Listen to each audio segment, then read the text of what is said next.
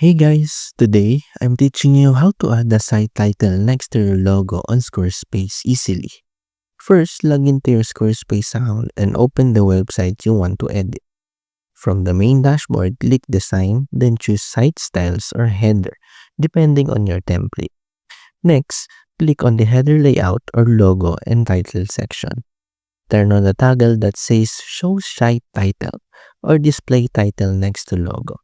If your template doesn't have that toggle, go back and click Edit Site Header, then select Elements. Here, you can check the site title option to make it visible beside your logo.